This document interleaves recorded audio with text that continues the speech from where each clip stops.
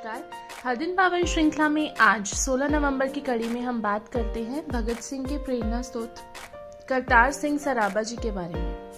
अमर बलिदानी करतार सिंह सराबा को भगत सिंह अपना अग्रज, गुरु, साथी तथा प्रेरणा स्रोत मानते थे। वे भगत सिंह से 11 वर्ष बड़े थे और उनसे 11 वर्ष पूर्व केवल 19 वर्ष की तरुणावस्था में ही भारत माता के पावन चरणों में उन्होंने हंसते हुए अपना शीश अर्पित कर दिया। करतार सिंह का जन्म 1896 ईस्वी में लुधियाना जिला के सराबा गांव में हुआ था। इनके पिता श्री मंगल सिंह का देहांत जल्दी ही हो गया था। प्रारंभिक शिक्षा खालसा स्कूल लुधियाना में पूरी कर चाचा जी की अनुमति से केवल 14 वर्ष की अवस्था में पढ़ाई के लिए सैन फ्रांसिस्को चले गए। उन दिनों वहां भारतीयों में देश प्रेम की आग सुलग रही थी।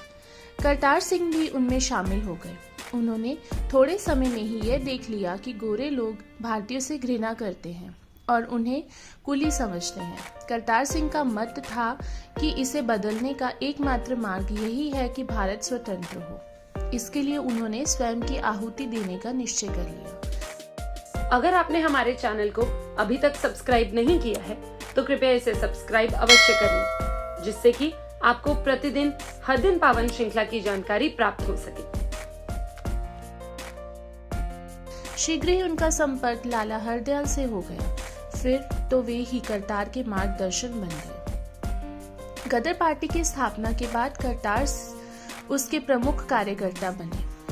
पोर्टलैंड में हुए उसके सम्मेलन में भी वे शामिल हुए। करतार के प्रयास से वहां युगांतर आश्रम की स्थापना हुई और पार्टी का साप्ताहिक मुखपत्र गदर कई भाषाओं में छपने लगा। उन्होंने घर से पढ़ाई के लिए मिले 200 पाउंड भी लाला जी को समाचार पत्र के लिए दे दिए। इस पत्र में 1857 के स्वतंत्रता संग्राम की कुछ प्रेरक सामग्री आवश्यक होती थी।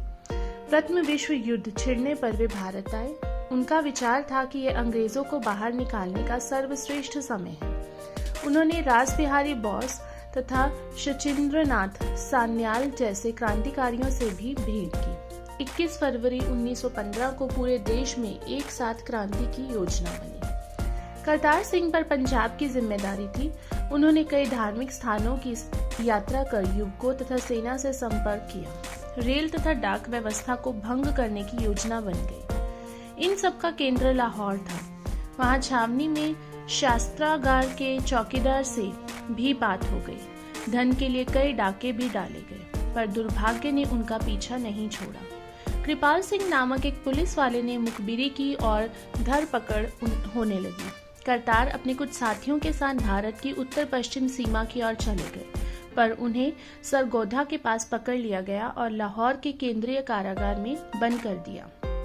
इसके साथ 60 अन्य लोगों पर पहला लाहौर षड्यंत्र केस चलाया गया। करतार ने अपने साथियों को बचाने के लिए सारी जिम्मेदारी स्वयं पर ले ली। न्यायाधीश ने इन्हें अपना बयान बदलने को कहा, पर इस बार करतार ने और कठोर बयान दिया। अतः उन्हें फांसी की सजा सुना दी गई। एक बार उन्होंने जेल से भागने का भी प्रयास किया, पर वह योजना विफल हो गई।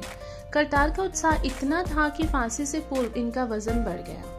16 नवंबर 1915 को करतार सिंह सराबा और उनके 6 साथियों ने लाहौर केंद्रीय जेल में फांसी का फंदा चूम लिया। इनके नाम थे विष्णु गणेश पिंगले, हरनाम सिंह, बख्शीश सिंह, जगत सिंह, सुरेंद्र सिंह एवं सुरेंद्र सिंह। कमेंट सेक्शन में जाकर आप अपने कीमती सुझाव अवश्य दें, जिससे हम इस कार्य को और अच्छे तरीके से कर सकें। भारत माता की जय।